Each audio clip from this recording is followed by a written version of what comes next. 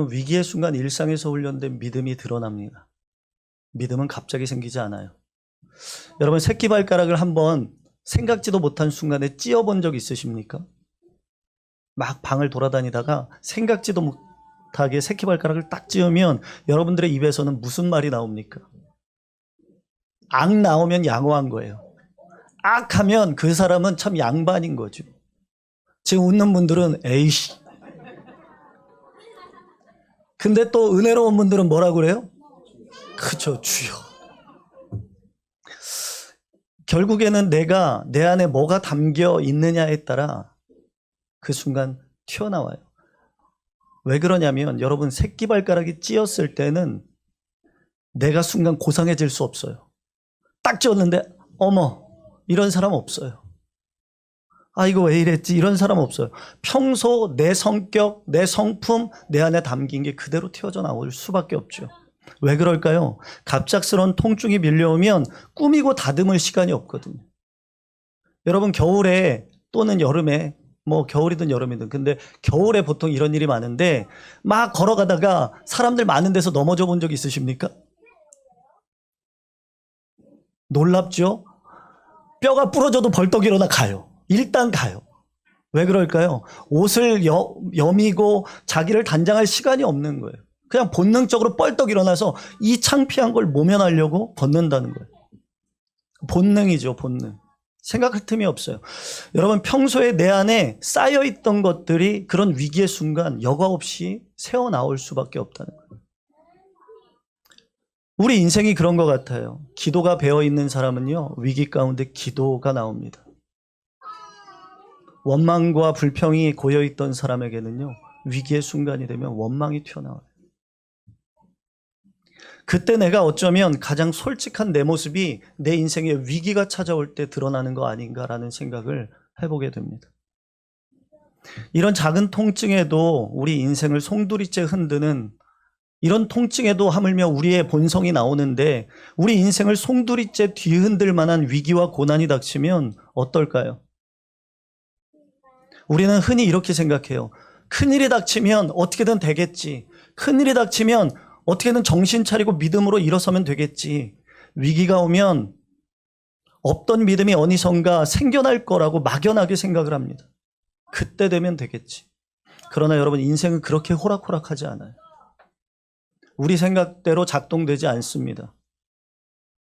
여러분, 위기와 고난이 절대로 없던 믿음을 갑자기 내 안에 만들어주지 않는다는 거예요. 그저 그동안 내 인생의 여정 가운데 스폰지처럼 내 안에 머금고 있던 것들이 위기의 순간 튀어나올 수밖에 없는 거예요. 오늘 우리 본문에서 여든 안팎, 이제 나이 든 노년에 인생의 풍파를 다 겪었던 다니엘을 만나게 됩니다. 그런데 다니엘의 인생의 가장 치명적인 위기가 그의 인생 노년에 찾아옵니다. 그런데 그 위기 앞에서 그가 보인 행동은요, 놀랍도록 평범한 일이었습니다. 위기가 닥쳤을 때 그 위기를 넘기기 위해 특별한 일을 한 것이 아니라 그냥 늘상 하던 그 일들을 했던 다니엘. 그 지점에서 우리가 붙들 오늘 진리가 있습니다. 오늘 다니엘이 위기 앞에서 보였던 그 모습을 통해 세 가지 교훈을 좀 우리가 함께 나누고자 합니다. 여러분, 첫 번째 교훈은 위기는 믿음을 만들어내지 않고 다만 드러낼 뿐이라는 거예요. 본문의 배경을 좀 짧게 보면 지금 바벨론이 무너지고 메대와 바사가 그 자리를 차지했습니다. 그리고 새 왕 다리오가 세워졌어요. 그리고 이 다리오 왕이 총리 3명, 땅이 너무 크니까 총리 3명과 고고한 120명을 세웠습니다. 나라를 다스릴 리더들을 120명 세웠어요. 그런데 성경에 보니까 그 중에 단연 으뜸은 누구입니까? 다니엘이었어요. 다니엘 6장 3절 이렇게 말합니다. 다니엘의 마음이 민첩하여. 이 민첩하다는 원어를 찾아보니까 어떤 의미가 있냐면 뛰어난 기질, 남다른 지혜와 분별력이 있는 사람이라는 의미가 있습니다. 민첩하다고 해서 몸이 빠르고 잽싸다는 의미가 아니라 지혜롭고 분별력이 있다, 뛰어난 기질을 갖고 있다는 거예요. 그러니까 리더로서 흠잡을 데가 없는 다니엘이었습니다. 그런데 위기는 그의 인생에 이때 찾아왔어요. 왕의 총애를 받는 다니엘에게 주변의 동료들이 시기하고 질투하기 시작하는 거예요. 그래서 어떻게든 이 다니엘을 끌어내리고 싶은 거예요. 그래서 다니엘의 약점을 찾습니다. 그런데 아무리 뒤져도 그에게 약점이 보이지 않아요. 부정도 없고 비리도 없고 허물도 없어요. 그래서 그 시기 질투하는 사람들이 결국 내린 결론은 다니엘 6장 5절 이렇게 말합니다. 이 다니엘은 그 하나님의 율법에서 근거를 찾지 못하면 그를 고발할 수 없으리로다. 무슨 말이에요? 다니엘을 무너뜨릴 수 있는 것은 그가 믿는 하나님의 말씀에 덫을 놓아야지만 그를 무너뜨릴 수 있다는 거예요. 그래서 지금 그 주변에 시기하는 사람들이 다니엘을 무너뜨리기 위하여 뭘 합니까? 금령, 법을 하나 만들어요. 그게 뭐였냐면 30일 동안 왕 외에 누구든지 기도하면 어떻게 한다? 사자굴에 던져버리겠다. 일생일대 위기가 다니엘에게 지금 찾아왔어요. 당시 고대 근동 메대와 바사의 법은요, 왕이 도장 한번 찍으면 왕도 바꿀 수 없었다고 합니다. 왕도 번복할 수 없었어요. 다니엘이 매일 아침마다 하나님께 매일에 3번 하나님께 기도하는 것을 아는 자들이 완벽하게 덫을 쳐놓은 거예요. 이제 죽음의 칙령이 다니엘 앞에 도착했습니다. 그런데 그때 다니엘이 어떻게 했습니까? 10절. 그 위기의 순간 다니엘이 어떻게 합니까? 10절 읽어보겠습니다. 시작.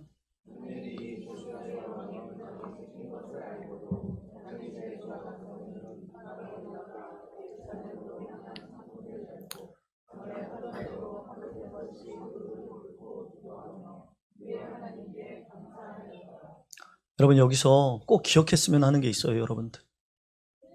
뭐냐면 전에 하던 대로. 전에 하던 대로를 원어를 찾아보니까 이전부터 있던 그대로라는 의미예요. 죽음의 칙령이 자기 앞에 도달했습니다.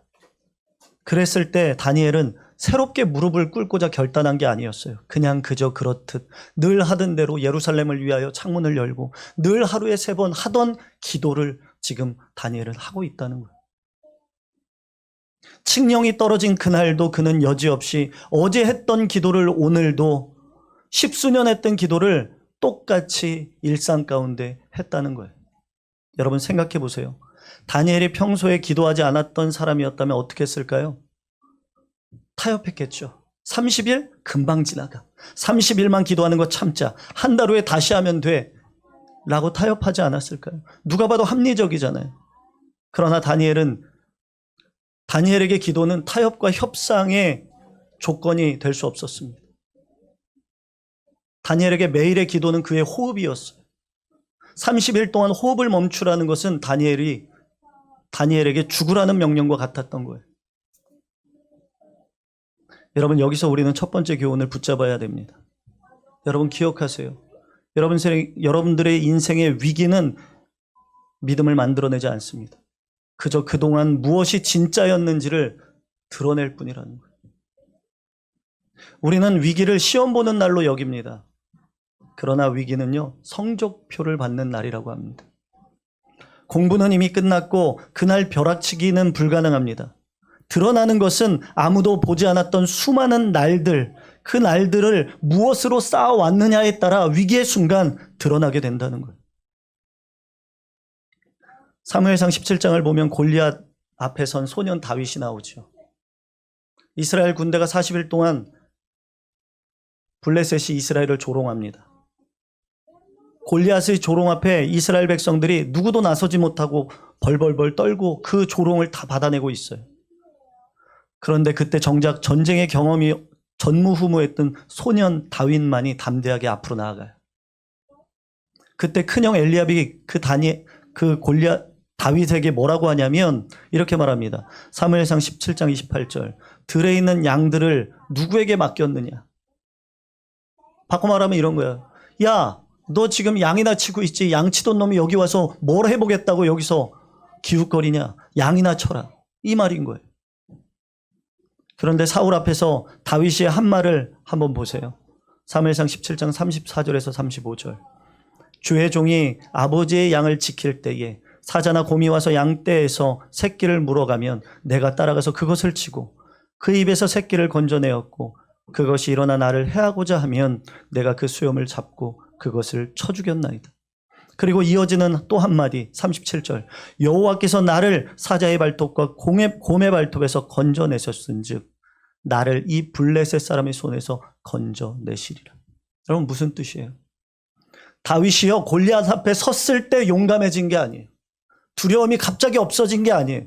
아무도 보지 않는 들판에서 내게 맡겨진 양떼를 지키기 위하여 늘 그들 사자와 곰을 상대하며 씨름하던 그 시간들이 결국 위기의 순간 골리앗 앞에 설 수 있는 담대함의 재료가 되었다는 거예요. 형들이 전쟁터에서 싸우는 동안 다윗은 그저 양이나 지키고 있었을 뿐이에요.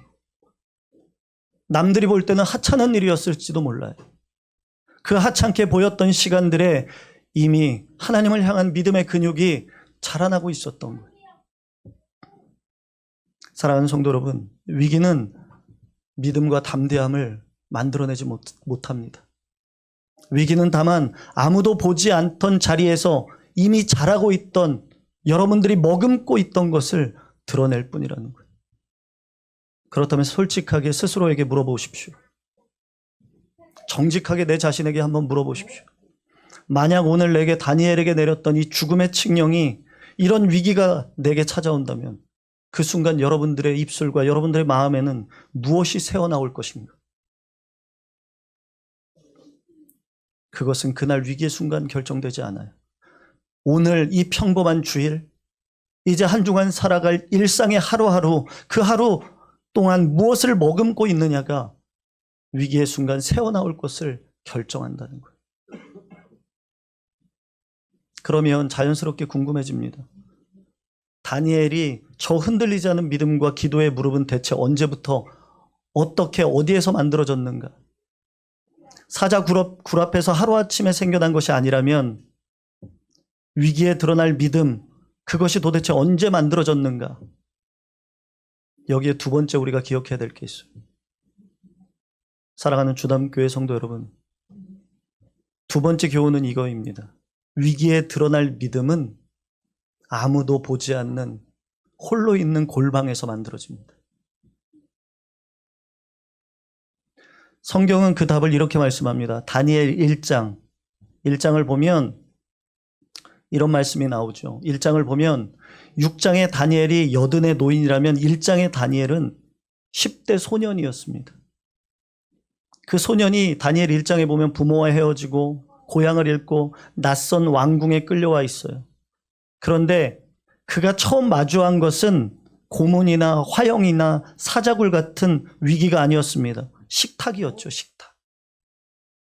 우상에게 바쳐졌던 왕의 진수성찬 앞에서 어린 소년이 결단을 내립니다. 어떤 결단입니까? 다니엘 1장 8절. 다니엘은 뜻을 정하여 왕의 음식과 우상 숭배했던 왕의 음식과 그가 마시는 포도주로 자기를 더럽히지 아니하리라. 뜻을 정했다는 거예요. 이것을 원어로 보면 그것을 자기 마음 위에 두었다라는 의미예요.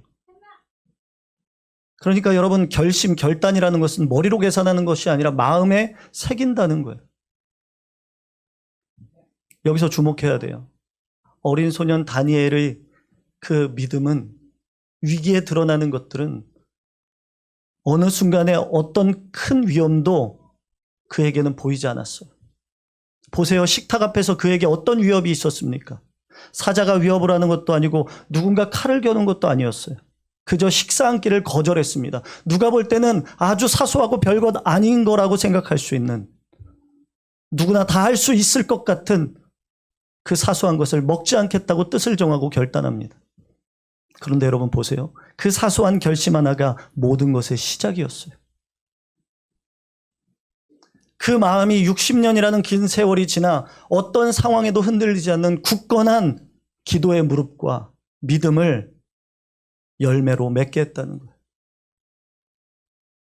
여러분, 대학 생활을 하게 되면, 대학에 처음 가면 유혹이 참 많습니다. 그런데 청년들을 이렇게 보니까 대학에 입학하면 술자리가 참 많아요. 단적인 예로 친구들과 어울릴 자리가 많아요. 그런데 어떤 한 청년은 애초에 나는 관심이 있지만 하지 않겠다고 결단을 합니다. 그리고 다른 친구는 언제든 나는 그만둘 수 있어. 지금 해도 상관없어. 나는 언제든 안 할 수 있어 라고 합니다. 그리고 어울립니다. 그리고 4년이 지났어요. 처음에 작지만 별거 아닌 것 같지만 그렇게 결단했던 그 청년은 4년 동안 단 한 번도 유흥의 자리에서 어울리지 않았어요. 그러나 난 언제든 그것을 버릴 수 있고 언제든 그것들을 하지 않을 수 있어 했던 청년은 4년 내내 그 자리에 어울리며 또 내가 원하지 않아도 끌려다니는 4년을 보내게 됩니다. 여러분, 단적인 예지만 그런 사소한 결단 하나가 4년이라는 시기를, 인생을 바꿔주더라는 거예요. 그리고 위기의 순간 결국 내 작은 결단이 드러나게 된다는 거예요. 2009년 1월 15일 뉴욕 허드슨강에 여객기 한 대가 기적처럼 비상 착륙을 합니다. 이륙 직후 세 대가 양쪽 엔진에 뛰어들어가지고 동시에 엔진이 파열되면서 불시착을 하게 된 거예요. 그 여객기에는 155명을 태운 비행기였습니다. 그 비행기가 추락 직전이었어요. 기장이었던 설렌버거라는 사람은 단 몇 분 만에 강 위로 비행기를 미끄러지듯 한 명의 사망자 없이 모두를 살렸다고 합니다. 다들 기적이라고 뉴스에 나왔어요.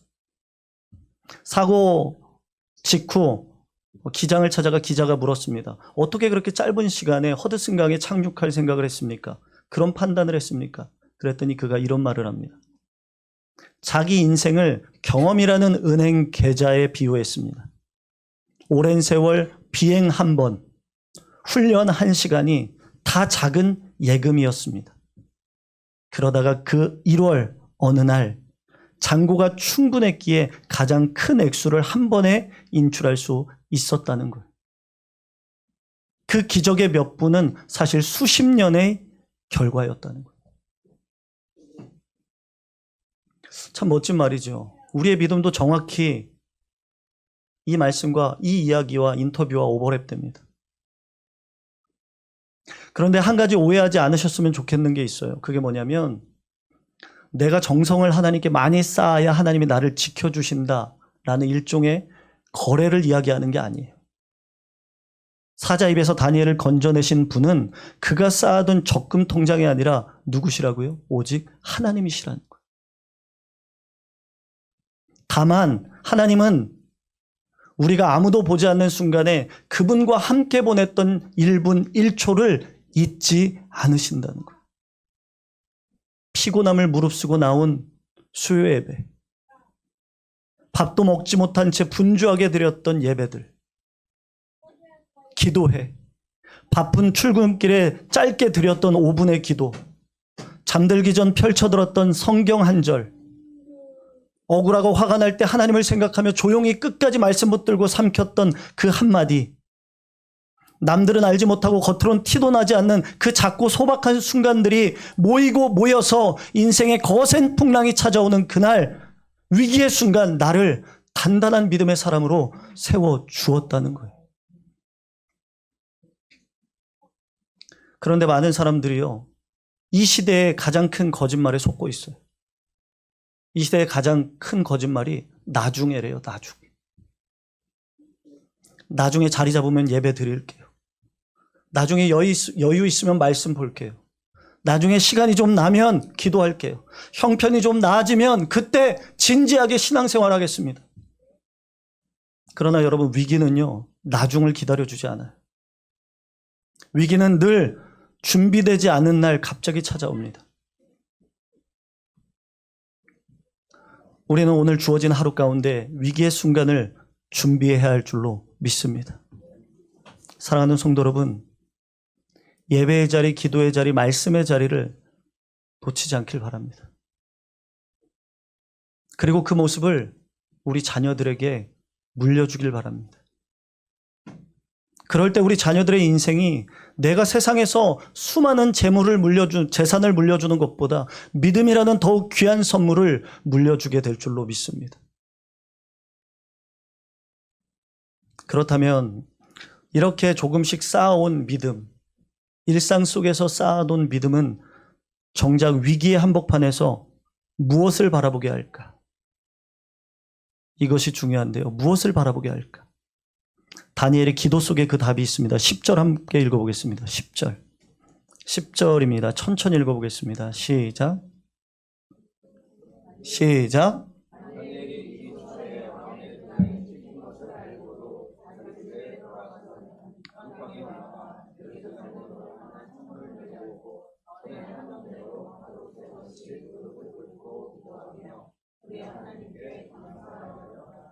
여러분 보세요. 조금씩 쌓아온 믿음은요, 위기의 한복판에서 무엇을 바라보게 했는가? 믿음, 일상에서 쌓아온 믿음은요, 다니엘로 하여금 결과가 아니라 하나님만을 바라보게 했습니다. 하나님만. 오늘 기도의 장면을 보면, 10절 기도의 장면을 보면 우리가 쉽게 넘어가는 두 가지 행동이 있는데, 첫째는 다니엘은 예루살렘으로 향한 창문을 열고 뭐 했다고요? 기도했대. 왜 하필 예루살렘입니까? 성전이 그곳에 있기 때문이에요. 비록 그 성전은 이미 폐허가 되었지만 다니엘은 여전히 그쪽에 창을 열고 오직 하나님만을 바라보며 하나님께서 약속하신 것들 이루실 것을 기대하며 내 시선을 하나님께 고정시키고 기도했다는 거예요. 그리고 두 번째 행동은 뭡니까? 그가 기도하며 또한 뭐 했다고요? 감사하였더라. 자, 보세요. 지금 다니엘이 정말 이상하지 않습니까? 상황이 하나도 안 변했어요. 사자굴에 끌려갈 판이에요. 지금 기도하는 것 때문에. 그런데 지금 그것을 놓고 감사를 한다고요. 이 감사는 상황이 좋아서 하는 감사가 아니에요. 상황과 상관없이 드리는 감사라는 거예요. 사자가 물어뜯는 사자밥이 되든 말든 하나님은 여전히 찬양받으시고 영광받으실 만한 분이라는 그 사실을 다니엘은 고백하고 있는 거예요. 결과와 상관없이. 여러분, 보이지 않는 골방에서 훈련된 믿음의 가장 깊은 본질은 바로 이거예요. 훈련된 믿음은 결과를 향하지 않아요. 내가 기도했고 내가 하나님께 포인트를 쌓았으니 이 결과대로 향하게 해주시겠지에 몰두하지 않아요. 그 결과가 어떠하든지 나는 오직 하나님만 봅니다. 하나님만 봅니다라는 거예요. 하나님을 향한다는 거예요. 지금 보세요. 이렇게 기도했을 때 다니엘이 기도했다고 사자굴을 면제받았습니까? 다니엘이? 아니에요. 그 이후 성경을 보면 실제로 다니엘은 결국 사자굴에 던져집니다. 다만 하나님이 그 굴 속에서 사자의 입을 막으셨죠. 그의 기도는요, 굴을 피하게 해주시옵소서라는 거래가 아니었어요. 그의 기도는 뭐예요? 하나님, 나는 어떠한 상황 속에서도 나는 하나님의 자녀입니다. 그래서 나는 결과가 어떠하든 하나님만 바라봅니다. 이런 믿음의 고백이 우리 가운데 있길 바랍니다. 이런 사람은요, 쉽게 흔들리지 않아요. 결과를 보고 쉽게 일희일비하지 않아요. 오직 그의 시선이 하나님께 있기 때문에. 우리 믿음이 자주 흔들리는 이유가 여기 있죠. 우리는 자꾸만 믿음을 어떤 내 결과를 보장받는 기술이라고 생각합니다. 그래서 기도하면 병이 낫고 헌금 많이 하면 사업이 잘 되고 예배 잘 들으면 시험에 붙고, 그래서 결과가 어긋나는 순간, 그러다가 결과가 어긋나면 어떻게 해요? 믿음이 무너져요. 그러나 다니엘은 그의 믿음은 결과에 묶여 있지 않았다는 거예요. 이런 믿음이 우리 안에 있기를 간절히 축복합니다. 결과가 어떠하든 흔들리지 않는 믿음. 코리 텐붐 여사라는 분이 있어요. 코리 텐붐이라는 분이 있는데 아주 유명한 분인데, 그녀의 가족은 하를럼이라는 지역에서 시계방을 하는 평범한 그리스도인이었어요. 그 평범한 그리스도인의 집에 늘 변함없는 풍경이 하나 있었는데, 아버지가 매일 가족을 모아 성경을 읽고 기도하는 시간이 있었다는 거예요. 매일 저녁마다. 너무 평범해서 지루하기까지 한 그런 일상의 경건이 그 가정 가운데 늘 있었다는 거예요. 그러다가 나치가 네덜란드를 점령했고, 이 코리 텐붐 가족은 유대인을 숨겨줬다는 이유로 수용소에 체포되어 끌려갔어요. 그의 가정은 파탄이 났어요. 모든 걸 빼앗겼어요. 그의 가족은 지옥이 됐어요. 그때 코리와 그의 언니 베시는 그 감옥에서 그 고통의 순간 무엇을 했을까? 몰래 들여온 작은 성경을 펴들고 수감자들과 예배를 드렸어요. 굶주림과 죽음의 한복판에서 여전히 그는 하나님께 감사했어요. 어떻게 감사할 수 있습니까? 그 힘은 수용소에서 갑자기 생겨서 믿음이 생겨서 감사할 수 있었던 게 아니에요. 아버지와 평범한 일상 가운데 늘 묵상했던 성경과 기도가 그의 믿음을 위기 가운데 든든하게 세워주었다는 거예요. 마지막까지 하나님께로 향하는 시선을 거두지 않을 수 있었다는 거예요. 위기가 그들의 믿음을 만든 게 아니라 위기가 평소의 믿음을 드러낸 거예요. 사랑하는 주단교회 성도 여러분, 여러분들에게 지금 허락된 그 일상들을 통해 여러분들의 믿음이 더욱더 하나님께로 향하는 강하고 담대한 믿음이 되기를 간절히 축복합니다. 그리고 그 믿음이 여러분들의 인생의 절체절명의 위기의 순간 욕이 나오고 원망이 나오고 불평이 나오는 인생이 아니라 하나님이 나의 아버지십니다라는 하나님을 향한 믿음의 고백만이 나올 수 있는 그런 멋지고 성숙한 그리스도인들이 되기를 간절히 축복합니다. 여러분, 진짜 실력은요 평소에 드러나지 않아요. 그러니 오늘부터 거창한 결심하지 마시고 작은 것부터 실천해 봅시다. 작은 것들을 내 믿음의 저금통에 예금을 하나씩 합시다. 5분이라도 좋으니 아침에 눈 뜨면 기도하고 말씀을 보고 그리고 일을 하면서도 잠깐 시간을 내어 하나님을 생각하고 기도하고 또 일주일에 예배 한 번 나오고 있다면 한 번 더 예배 자리를 지키겠다고 스스로 결단하고 시간을 들여서 하나님 앞에 나와 예배하고 기도할 수 있는, 그래서 우리의 인생에 전에 하던 대로가 생겨나길 간절히 축복합니다. 제가 그랬죠. 사역 오래 하면서 새벽 예배 갑자기 나오면 걱정된다고. 늘 우리는 뭐가 있어야 돼요? 전에 하던 대로. 전에 하던 대로가 있는 분은 안 나와도 걱정이 안 돼요. 근데 전에 하던 대로가 없는 분들은 갑자기 보이면 걱정돼요. 우리 바라기는 우리 주담교회 온 성도들이 전에 하던 대로가 습관이 되어 위기의 순간 하나님의 사람으로 든든하게 위기를 넉넉히 다니엘과 같이 이겨낼 수 있는 저와 여러분들이 되기를 간절히 축복합니다.